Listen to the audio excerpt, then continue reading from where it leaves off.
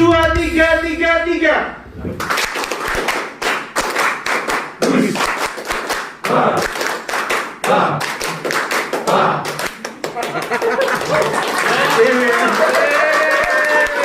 Kita coba lagi. WhatsApp sosial media marketing.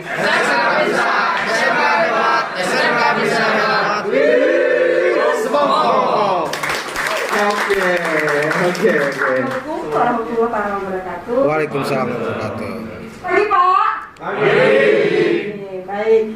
Hari ini senang banget karena saya yang paling cantik di kelas ini dan hal yang paling senang ya di sini. Saya nggak ada saingan. Tapi kasihan deh bapak-bapak, pemandangannya kurang indah ya. Kalau kita lihat judulnya, ini sudah ada 3 kata kunci ya. Cultivating. Yang bahasa Inggris ada yang bantu-bantu ya, saya ya. Cultivating itu kan menumbuh kembangkan, itu kata kunci pertamanya. Yang kedua adalah mindset, tuh ya, pola pikir. Jadi dalam hal ini nanti kita coba menumbuh kembangkan. Nah ini nanti dibantu ya Pak Dito ya, dibantu. Nah kalau menumbuh kembangkan sesuatu itu harus bagaimana supaya dia bisa tumbuh dengan baik gitu. Syaratnya apa? Harus dirawat, dilatih, Tuh harus dijaga, dilatih gitu. Kalau tanaman ya Dipupuk ya. Nah sebelum itu mungkin kondisinya harus siap, betul nggak? Iya. Ya siap tanam. Nah mungkin kalau kita di sini sederhana saja.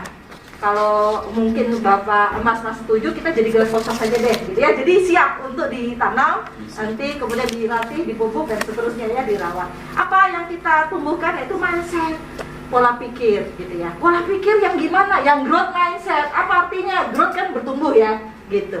Jadi nanti mudah-mudahan digital marketing itu adalah masa depan kita besok. Tetapi mungkin kalau growth mindset ini yang paling cocok untuk kondisi kita saat ini, paling cocok untuk kondisi siswa kita, paling cocok untuk apalagi SMK. Nanti kita akan diskusi ya tentang itu. Jadi satu hari ini kita akan bicara soal growth mindset.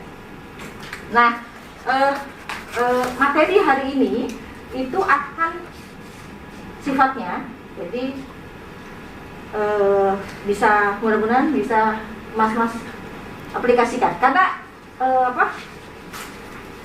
sangat aplikatif lah ya, bisa dikatakan. Benar ya? Nah pertanyaannya, ada bedanya nggak tadi masuk ke ruangan ini untuk ngikutin kegiatan hari ini gitu ya dengan yang sekarang? Sebelumnya begini nggak? Enggak ya? Iya. Enggak ya? Ya. Nah prinsipnya pelajaran pertama Bapak Ibu ya, tadi kita masuk beda perasaannya ya. Iya. Mau nanya dong, siswa-siswa kita masuk kelas gimana perasaannya? Senang. Beda-beda Bu. Kira-kira lah mau sekolah, aduh. Iya. Kira-kira gimana? Iya. Bisa jadi belum tentu positif, ya gitu lah. Ya benar ya, Iya. ya. Atau bisa jadi negatif atau biasa anak-anak sekarang apa? Biasa aja. Ya biasa aja deh, yang nggak jelas ya perasaannya, benar kan? Ya. Tetapi ada perbedaan, nah bisa jadi demikian masuk ke kelas kita. Lah orang kita aja sebagai pendidik aja yang harus kadang-kadang harus men-switch, betul nggak perasaan kita kan? Ya anak-anak didik kita ya bisa jadi kayak gitu kan? Nah itu satu ya. Nah tetapi bedanya tadi yang begini muncul tiba-tiba atau ada yang kita lakukan? Ada yang lakukan. Iya, ada yang kita lakukan. Gerak kek, tepuk kek, senyum kek, ya benar nggak? Iya. Ya. Nah pelajaran keduanya adalah kalau perasaan ini adalah penting untuk membangun semangat, ini nggak ujuk-ujuk muncul, benar nggak? Betul. Ya, jadi harus ada yang dilakukan apa? Ya bergerak, melakukan sesuatu. Nah saya khawatir ya, sama-sama. Saya sering ketemu sama kolega ya, saya juga pengajar ya, pendidik juga. Saya khawatir mereka juga masuk kelas kita juga dengan berbagai macam perasaan. Kalau sudah positif sih, alhamdulillah bagus. Tapi kan setidaknya pasti alasan lah itu deh, gitu ya benar ya. Tapi yang mereka lakukan pengennya begini, nggak mau ngapa-ngapain, betul nggak? Nah itu prinsipnya nggak bisa. Harus ada lakukan sesuatu, harus melakukan sesuatu baru perasaan ini muncul. Nah gitu ya. Jadi tapi bagaimana ya ini nanti bisa jadi yang seperti Mas Welly inilah masuk kelas dulu ya, jangan langsung dihajar dengan materi gitu ya, Iya. di switching aja lah dari negatif at least 0 lah gitu ya, ya kan? Alhamdulillah kalau bisa positif. Jadi ini kan sesama pengajar kita tahu kan, begitu ya mekanismenya. Nah kenapa? Karena ini teorinya ya, motion change emotion. Jadi kalau gerakan itu bisa mengubah Emosi. emosi. Misalnya ya kita mungkin sebagian udah paham ya, kalau kita marah lagi berdiri misalnya kita disuruh apa? Duduk. Kalau duduk juga masih gimana? Disuruh berbaring ya, tidur gitu ya, kan gitu ya. Jadi memang harus ada melakukan sesuatu ya untuk memindahkan dari yang negatif atau nol menjadi menciptakan nanti caranya yang seperti apa. Karena memang kalau motivasi itu kata kuncinya itu cuma bergerak, menggerakkan gitu. Jadi dia bergerak gitu. Kenapa? Jadi kalau orang bergerak, dia ada daya, ada energi gitu. Ada arah mau ngapain, misalnya kalau kita hari ini misalnya mau belajar, mempelajari growth mindset misalnya gitu, dan dia bisa menjadi memelihara tingkah laku. Nah itu sampai di sini ada pertanyaan? Kayak sederhana ya, sederhana ya, tetapi mungkin itu perlu lah kali untuk kita lebih siap gitu. Nah kalau bicara motivasi ini Bapak udah hafal lah ya, ada intrinsik dari dalam diri, ada ekstrinsik dari luar diri. Nah, saya mau mencermati yang ekstrinsik, kekuatan bertindak yang bisa didapatkan seorang dari luar dirinya, gitu ya. Nah, kalau orang termotivasi itu sama ya, Bapak Ibu ya, Bapak-bapak ya, Ibu ya. Sama. Saya suka kagum ada pasangannya harus ada ibu sih ya. Nah, jadi kalau yang motivasi itu orang termotivasi sama, semangat, antusias, dinamis gitu ya, ceria kayaknya gitu ya, penuh energi. Tetapi ada bedanya yang dari dalam diri dan dari luar diri. Ya, reaksinya sama. Nah, apa bedanya kira-kira Bapak Ibu?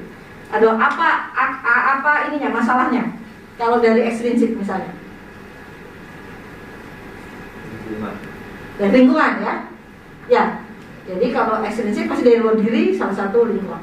Coba dong, mari kita mapping ya, anak-anak didik kita motivasinya dari dalam atau dari luar? Anak-anak secara umum? Dari luar ya, kebanyakan masih harus dimotivasi, didorong-dorong, digugah gitu ya. Rata-rata gitu, Bapak Ibu? Ya. Ya, nggak apa-apa kalau dia termotivasi, nggak apa-apa. Yang paling lebih parah kalau nggak termotivasi. Pertanyaannya, kalau kita lihat diri kita, motivasi kita dari mana? Motivasi yang sifatnya intrinsik atau yang ekstrinsik? Kita ini loh. Ya nggak apa-apa, jujur aja. Kita lebih butuh, kadang harus digugah, harus didorong, harus diingatkan, harus disimulasi, nggak apa-apa. Coba. Dari mana? Lebih banyak yang mana? Yang intrinsik. Ya. Dari mana? Kita ini ya, nggak apa-apa. Karena kalau kita harus tahu kondisi diri kita supaya kita bisa mengisi, gitu kan? Oke. Kalau tadi ada yang sebagian bilang, Bu, dari dalam, alhamdulillah. Kalau masih dari luar, banyak dari luar, ya pasti kombinasi pasti ya. Posisinya dulu bapak bisa bayangkan muridnya motivasinya dari mana? Gurunya kalau dari luar? Terus jadinya gimana? Saling mengandalkan gitu ya, terus gitu ya. Itu bahayanya. Jadi yang paling penting adalah kalau memang anak-anak masih di sini, kita pindahkan ke sini, dia harus tahu ya motivasinya sudah dalam. Kalau dapat, kalau enggak, kalau guru-gurunya seganteng-ganteng, sebaik-baik ini gitu ya, semendukung ini gitu kan. Di sini ada pertanyaan. Saya pertanyaan ke awal tadi. Jadi ketika kita masuk kelas, kita ingin buat anak senang, happy, enjoy dan tidak tegang. Ya. Kita melakukan seperti apa yang kita lakukan tadi sama Mas Willy. Tapi ada beberapa anak yang acuh dan tidak ingin melakukan itu. Ya. Apa yang harus kita lakukan? Oke. Berarti apa yang terjadi pada sang anak? Nah, jangan dulu apa yang dilakukan. Kalau dilakukan itu kan solusi. Solusi itu tepat kalau identifikasi masalahnya tepat. Kan gitu.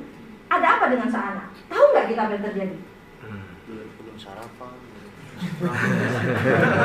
Galau bisa. Bisa jadi ini kan pengalaman pertama, dia tidak terbiasa. Bapak Ibu, saya masuk kelas ada di level pimpinan ya, di level direktur itu ya, manajer gitu ya, udah di senior manager. Masuk ke kelas saya semua gini, ini badannya gini. Masuk kelas saya tanya, saya udah bisa baca ini. Pak, masuk di Pak, apa perasaan hari ini duduk di sini kita harus ketemu? Terpaksa, ya. Males, ngapain gitu. Nggak apa-apa buat saya. Lebih baik jadi saya tahu, oh dia tidak ingin di sini daripada gimana ya dia supaya mau. Saya nggak tahu solusinya, tapi kalau saya tahu karena dia nggak ingin ada di sini, dia bilang ini apa-apaan gitu ya, nggak penting terus. Jadi kan saya tahu. Kemudian itu masalahnya, baru saya carikan solusinya. Ya, nah, misalnya anak begitu ya, dia nggak mau gitu ya. Kalau menurut bapak ibu apa yang terjadi? Bapak apa yang terjadi pada sang anak? Nggak dapat uang saku. Hah? Nggak dapat uang saku. Si anak? Nggak dapat uang saku? Bapak apa anak? Si anak kenapa dia nggak mau diajar lagi gitu ya Pak? Iya. Anaknya nggak dapat uang saku, jadinya malas. Oh, uang saku dari ibunya, ya. Oke, nggak apa-apa. Berarti dia pilihannya udah nggak dapat uang saku, bosan di kelas seharian, double kecewa, double masalah, bener nggak sih? Udah nggak dapet, sedih, terus sebel seharian tersiksa, gitu ya.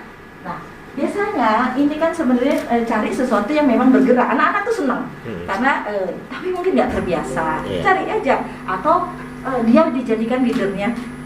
Jadi dia harus memimpin, dia harus ya, jadi kan ini kan nggak terbiasa mungkin, gitu ya. Jadi kan apa-apaan sih, malu, gengsi, gitu kan anak-anak, nggak pede gitu ya. Belum tentu dia resisten gitu. Datengin aja, diajain nggak bisa gitu. Jadi gitu ya. Jadi, boleh kita kasih sesuatu misalkan yang paling happy, kita kasih permen misalkan di kelas, boleh? Pulsa dong.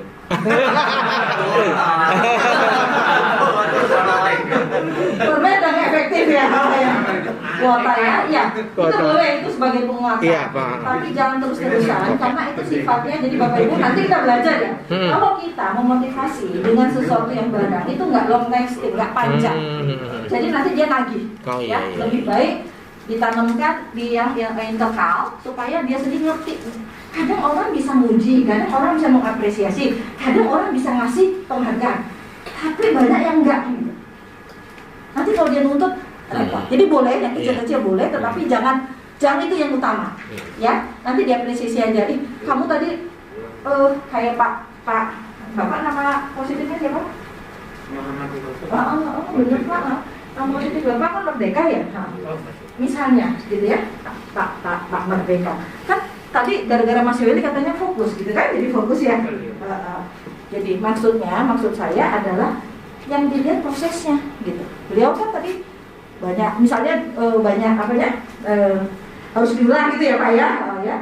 Tetapi kan yang diapresiasi adalah mau mencobanya kan, sehingga terus Pak Merdeka terus mau mencoba. Nanti kita belajar ya, karena kalau kita bicara mengapresiasi output itu hati-hati. Nanti di growth mindset itu bisa salah setting gitu ya, salah sasaran. Sampai di sini paham nggak Pak? Nanti ya sementara ya, nanti saya akan bahas. Nah, ini anti antusias ya. Nanti aturan lain di kelas ini adalah kita akan, ini contohnya ya, terus menyebut nama kita. Nanti kalau mau nanya Bapak misalnya Pak Ajun Asik gitu ya, saya Ajun Asik gitu ya, supaya kenapa? Tadi Bapak Ibu, ini kayaknya sederhana, tapi susah gak? Aku tuh yang mana? Yang mau aku pilih apa? Apa sih aku yang menjadi kekuatan itu gitu kan? Ya. Sederhana, tapi ketika kita mau milih, ini bisa jadi kita coba kenal siapa kita, mana yang pas dengan kita, atau mana yang minta kita doakan. Misalnya Mas Delsius minta doanya aku pengen lezat misalnya kayak gitu ya. Misalnya gitu ya. Jadi itu sesuatu yang kayaknya sederhana, tetapi coba Bapak lihat. Oh iya ya, ini aku. Oh iya, ini doaku, betul? Kayaknya sederhana ya, gitu ya. Tetapi ditarik untuk kenal siapa aku dan apa yang sifat positif yang aku. Lah gurunya yang repot, orang tuanya repot kan gitu. Dia nggak mau, bukan, ini bukan punya aku gitu kan gitu. Jadi nggak dia jaga, kasih itu Pak. Setuju ya Pak Yud ya, gitu ya. Anak muda kan gitu ya. Yang kok Yud ya, yang ya. Pak tuh melirik siapa yang bukan aku gitu ya. Gitu, setuju kan? Gitu ya kira-kira ya anak-anak ya. Atau dari suara anak gimana? Suara anak, maksudnya dari anak-anak milenial tuh gimana biasanya? Oh sudah bener. Tepuk tangan dong untuk saya nih.